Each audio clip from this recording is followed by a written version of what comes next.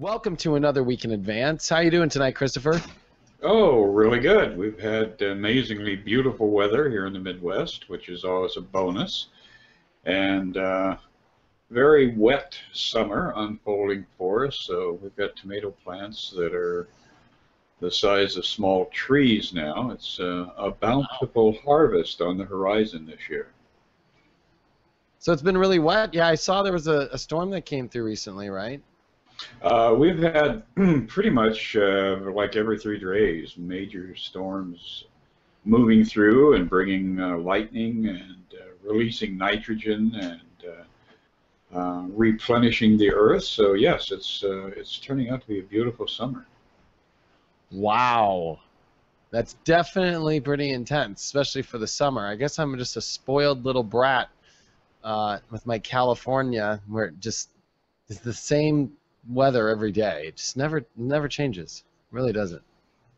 Well, I will encourage people to get out. Hopefully, we'll have relatively cloudless nights over the next few days. And as we're watching this moon move toward fullness in that sign of Capricorn, the latter stages of the sun in Cancer, it's really worth going out and taking a look at the night sky because it truly is beautiful. And I was out earlier looking around and enjoying that graceful movement of the summer moon. It's going to be a really powerful full moon that we got here. It's also beautiful looking in the skies because you can see Mars and Jupiter has been out. So it's been really nice to see all this stuff moving. And if you do have a telescope, you can even see Saturn in view there in Scorpio, really nice. So it's been really nice skies. And this is actually nice skies in the astrology now. The sun has finally come out of its square with Uranus and its opposition to Pluto, which is the Pluto-Uranus square, this kind of intense, dynamic, very, wild card, kind of extreme energy source. We're breaking free. Cancer's finally finding comforts. We're finally emotionally, I think, opening up the doors here, and we're getting ready for a full moon in Capricorn to start this weekend. And this one is big because I think it's time for some serious business. Yes, we might be on vacations for us in the Northern Hemisphere. Yes, down south, it's time for us to take things seriously. This full moon in Capricorn wants to go somewhere. Doesn't want to lay in bed, I'll tell you that. It definitely wants to put on the suit and tie and get some work done. And I think this weekend there could be a lot of work. I know I've got a lot of work on my plate. What about yourself? You're going to be working too, I guess, huh? Oh yes, we're going to be traveling, heading in the direction of the great Southwest and getting ready to run around naked in the desert. But as we're watching this moon come into its process of, that completion of fullness, it is going to be very, very interactive with a lot of elements that have been a part of our ongoing transitions here. And the first thing I think we're going to notice is on Friday, Saturday, and actually probably the beginnings on Thursday, we're going to feel that influence as the moon approaches Pluto. And I think this is going to be that final kick that causes us to evaluate all of the Plutonian energy in that very solid Capricorn placement, because the old rules are definitely becoming very, very obsolete, and I think we're going to see where that is highlighted over this weekend, and are going to have to reformat the way we're approaching, the way we're doing business with ourselves and with those around us. So it's going to be a very significant full moon in that sense. I think that we'll see a certain amount of perhaps even criminal intent that gets highlighted during this season, because we're really going to contemplate how our laws are not always working and how they're not always functioning in our best interests. So it could be a very interesting political full moon passage over the next 4 or 5 days here. Yeah, this is going to be a really positive one, I think. I think it's just getting people on track. Cancer, it definitely likes to stay on track, but it can definitely be very homey, and it can be very emotional. It can be very stuck, too.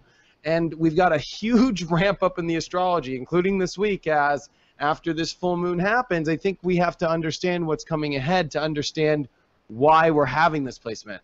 We have Mercury going to come into Cancer and finish the retrograde shadow period finally this week, as Mercury will come back to that 2-degree mark when we're in retrograde and really start to blaze ahead forward. At the same time, we're going to have Jupiter coming to Leo, which hasn't happened for 12 years. So talk about a shifty week. Whew! This is it, a full moon on top of a Mercury coming home to where it went retrograde and about to really clear up a lot of these feelings and understand them. And then on top of it, Jupiter expanding the heart chakra now and moving into this fun element and this creativity. This is definitely some big sparks that are starting. So I think it's important this full moon to get serious, because there's something changing here in life, and I think you want to have your plans together. I think you want to look at, what are you doing in your life? It's not all vacation. I hate to say it. This is Pluto opposing the Sun in Cancer and Capricorn. I mean, we're just going to be stuck here. The universe doesn't want things to just be all live on your yacht on the beach. Like, it's just that life, for some reason, doesn't exist right now. There's too much work on the planet. There's too much going on, Oh, exactly. And we're developing a higher level of sensitivity to our morals, our moral standards, how we're holding ourselves and others accountable. And again, that's, very much been highlighted the last 10 years. And within the course of my life, I can go back and look at how everybody viewed people on the other side of the planet 50 years ago. And we have definitely, in the last 10 years, and especially at this time right now, we have gone through a huge transformation as far as recognizing that everybody does have the right to the same somewhat luxurious lifestyle that we in America have. So I think this is propelling us in a direction of rebooting the vision of what democracy is and how we're going to implement democracy for the greater collective. It's no longer tied into nationalism. All of a sudden, I think we're going to be thrusting forward and seeing, that advance of democratic ideals throughout the planet. But, David, one thing I thought was interesting was that this Mercury retrograde, because, even after Mercury had shifted and started to move direct, it was very, very sluggish. I think that until next week, we're still going to feel, in a lot of ways, like we're still under this Mercury retrograde, because it really had a hard time waking up once it started to turn around and advance out of Gemini. What do you think was the cause of that? Do you think the fact that Mercury had stopped in Cancer, moved back into Gemini, and then, turned around in Gemini, its natural home, is that what caused this extra sluggishness that we're observing right now? I think that's just part of it. I think starting in Cancer is a very wet space. So it's already drenched wet, kind of pulled out, and knows it has to go back under, kind of like waterboarding.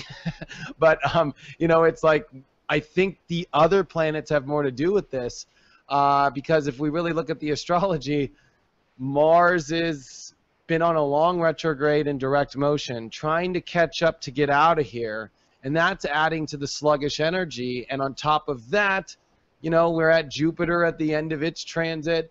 The whole universe is about to make huge shifting energy here. And I think the Mercury retrograde, because this one has been kind of hard, I'll be honest. Like, I have seen more communication problems. My phone has not been working that great. Like, this one has definitely been really, like, sluggish, like you said, and sleepy, hollow kind of energy, really sleepy. But I think a lot of it is Mars. And this is where the North Node is pointing. And this week, we finally have the Mars-North Node conjunction. So I think there's a lot around just masculine energy in action. And I think all the planets, because the North Node is conjuncting Mars, which, in my opinion, the North Node is everything. I think that really is the really, really powerful spot always in the chart. And that's where, Mars is. So it is highlighting action. And I think with retrogrades and, the Sun also came into the whole Pluto-Uranus square energy in the middle of the end of this retrograde, which is already kind of a cluster zone. So I think it's been a million things. And I think if we look at it, we're going to see one of the most extreme dynamic shifts in our life in these next couple weeks here. Just like, wham. Yeah, I think you're definitely watching it amp up, and you know, we are going to see more of that energy being channeled from Mars over to Mercury, because it is in a nice tight trine yet, even though it's, you know, finally starting to separate. But the other thing that's interesting this coming week also, toward the end of the week, we're going to watch Venus flip over into Cancer, and Venus is not really that happy in air signs. Venus likes, you know, more of the atmosphere and more sensuality.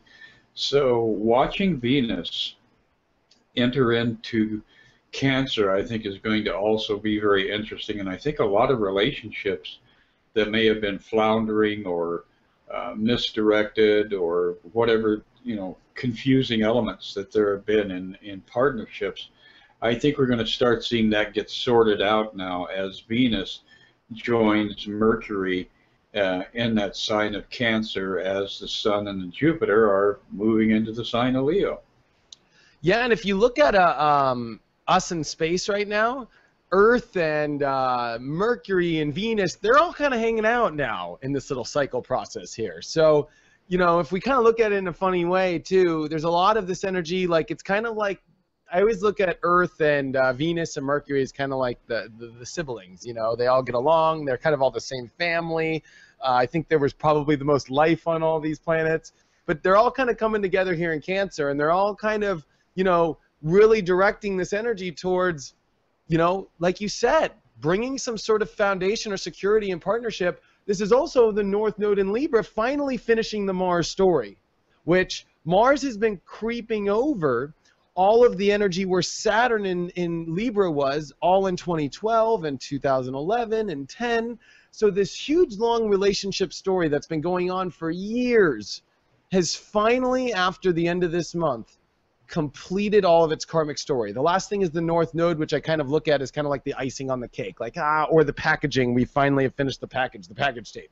It's like we're sealing the deals here in relationships, and it's all going to be kind of moving into Scorpio, which is very different than relationships. I hate to say it. They can actually kind of mirror themselves very similarly, but Scorpio is much more intense. It's much more dynamic. It's much more about, you know, commitments and so forth. Doesn't mean that we can't have great partnerships, though. And I think you're right. I think Venus in Cancer and Mars leaving Libra here, which we're about to see here in the next week and a half, is really going to bring some of the most, I mean, I'll be honest, some of the most powerful relationship stuff we might have seen in a long time. This is where really people, you know, start to build some really great partnerships.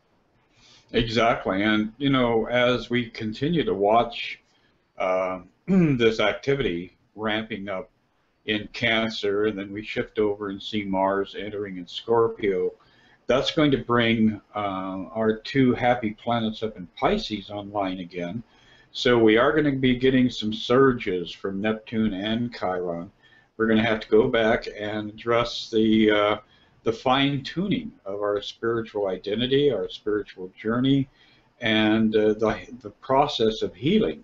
And I know for myself, a couple of days ago, I, in fact, did a little bit of soul retrieval work with a friend of mine, and her name is Eve Crow. If anybody is looking for soul retrieval, look for Eve Crow on the internet. And I found that for me it was very cathartic. I had about a 24-hour period where I was really very uncomfortable because I was in a deep state of release. And I think that Chiron is going to continue to force us to confront those dark areas of our past, whether it's conscious past or past lifetimes, but the demand for healing is really amping up on a lot of different levels right now. And as Venus and Mars are getting active in this grand trine that will be playing itself out in water, we're going to see some really profound potential being presented to us. This is, in my opinion, it's been a long time since we've had such profound potential be offered to humanity and to individuals in their lives. And But you know, it's not. It doesn't come easy because this Saturn Uranus in conjunct that's perfect. While they're both going to switch, you know, direct and retrograde at in the same 24-hour period in an in conjunct, is almost mind blowing to me. That, you know what, that Uranus and Aries wants dynamic change in how you approach things and how you take action on it. And that Saturn in Scorpio is real deep on the boundaries you lay, the truths that you set yourself in. And Uranus and Saturn don't get along great.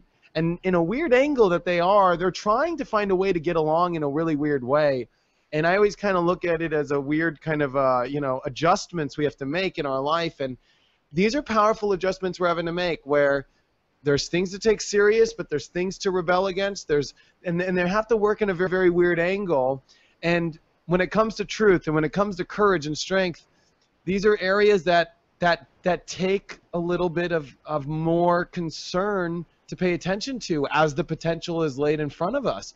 That it's not going to just be easy, but if you're willing to put that work in and you're willing to try some really powerful new aspects in your life, could really, I mean, this is the stuff that dreams are made of, really, right here.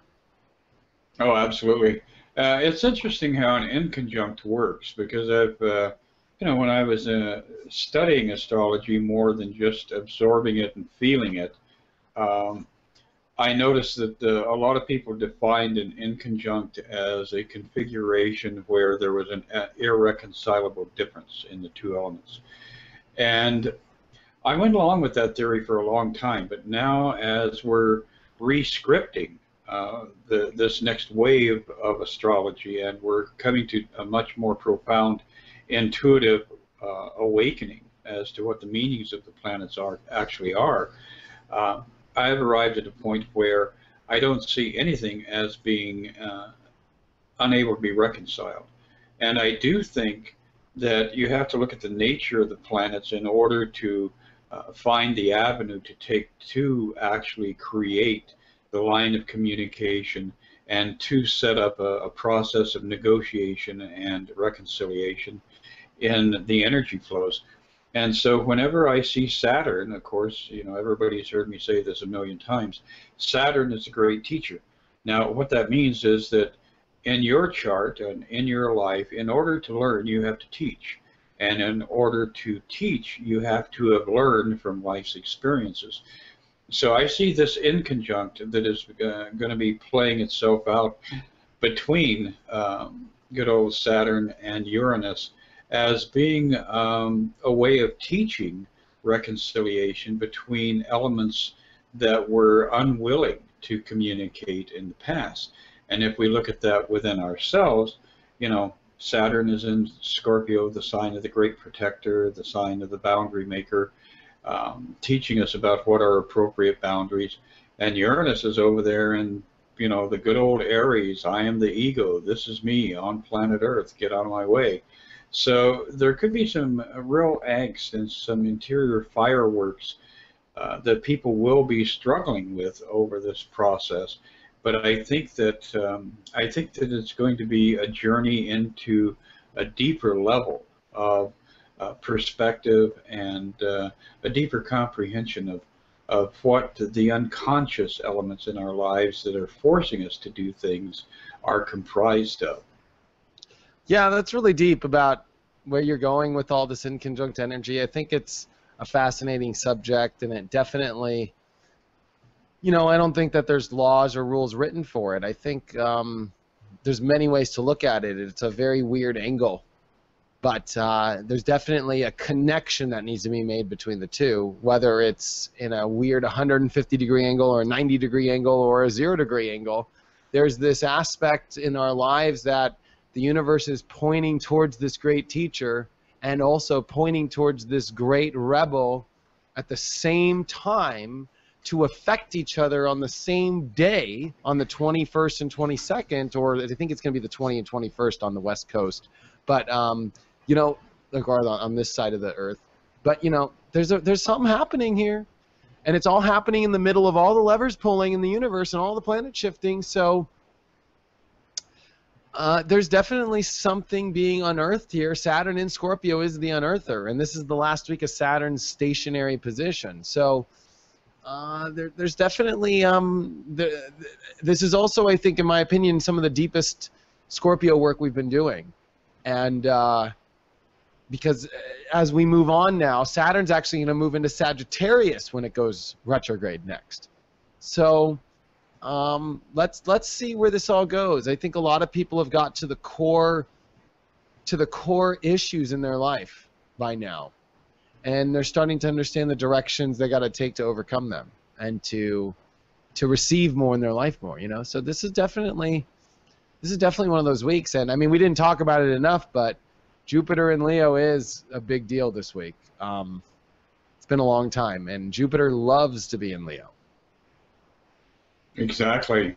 And actually, you know, Saturn's not uncomfortable in Scorpio, and Saturn during this time will actually have some, you know, boundary issues as far as how Leo is presenting Jupiter's energy. So again, dynamic tension that can force growth, and yet it's still not building to any you know, real serious sparks, because in next year we'll see Saturn and Jupiter in trine to each other. So overall, we're building in a lot of very positive ways, immense amount of potential, and I think that Leo is going to be a break-free time for people pretty much throughout, you know, the inhabited part of the cosmos that we're participating in.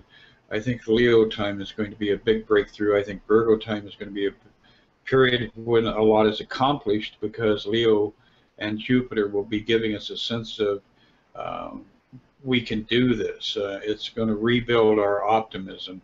So we're definitely on the threshold of some very exciting, dynamic moments. Yes, very exciting. Well, shall we take a look at a couple of cards? Yes, I would love to. Okay, first card up. Well, this full moon, you know, a lot of times full moons, they because of the interaction, you have the extreme polarity, and so I get cards that are kind of, you know, deep, profound, but this particular full moon that we're starting off with this weekend, we have Three of Cups. This is a card of rejoicing and celebration. And I think we also can factor the activity of Mercury into this too. I see it as receiving good news. So during the weekend, I think you're going to be getting positive feedback from people. I think that you're going to be feeling like the gang is, you know, unified once again. We're all starting out on a new page, but we have, you know, this new beginning that is giving allowance for positive change, positive transformation. Then on Sunday, Monday, we have got a huge surge of energy. Oh, wow, can't see this at all. There we go. That's the Ace of Rods, and very phallic, very much, you know, that fiery masculine energy. So we'll be starting off the week with a lot of robust energy, a lot of you know, wanting to break free of the last few months where we were being hampered by, you know, all these different elements that were holding us back, that were causing us to pay extra karma. Then as we move further into the week, we have the Eight of Rods, and look at that, good old Jupiter in the background, the expansive planet dominant in this energy. And the rods are fire, the rods are communication, the rods are stimulation. They will also come up as romance. So this coming week, again, as we see Venus preparing to flip over into Cancer, we could see romantic energy start to get on the upswing too. Toward the middle and moving toward the end of the week, well, this is Mars. So first thing that, you know, comes to mind with this Mars energy, the Emperor, is taking action. And of course, a lot of people, along with you and I, David, are going to be taking action and heading out for Sedona to get out in the desert and get down and do a little bit of party and philosophy and teaching and sharing and healing. And finally, as we end the week, an interesting card comes up, the Temperance card, which is, you know, all things in moderation, including moderation. So I think that this full moon is the advent of a party. I think the party is going to be around for the entire coming week, and I think by the time it's all over, a lot of people are going to feel like they finally were able to jump into the deep end of the swimming pool and clear themselves, and when they jump back on land, I think that they're going to feel a new level of vitality. So big week coming up. It is a big week. I'm so happy you pulled the Ace of Rods. I think that was like my whole Jupiter moment. Like, I think a lot of people kind of get that feeling this weekend. And a lot of the cards, the Temperance card, I think at the end there is kind of signaling, you know, kind of wait for the sun to come into Leo and conjunct. And this is also kind of the moon after full. So even though there's things ramping up, I think it will be on the new moon in Leo. This is when, you know, we're going to see, I think, the biggest change hit. So I think the Temperance card is reminding us to let things create, let the universe adjust things. It's doing it all, and we're finally here. But there's lots of parts to this party, and to not lose yourself off the first second it opens the door. Exactly. Well, it's going to be fun. I'll be seeing you in just a couple of days, and for all the people who are going to be connecting with us in Arizona, I think we're going to have an amazing set of experiences and some sharing and playing around in the vortexes and hopefully getting some good healing and revitalization going. I can't wait to see you, Chris. It's going to be an honor, and I can't wait to hang out again, like hang out and do this and do a report for people out when we're out there. So it's just awesome. I'm so looking forward to it, and thank you for another great journey into the cosmos and beyond. And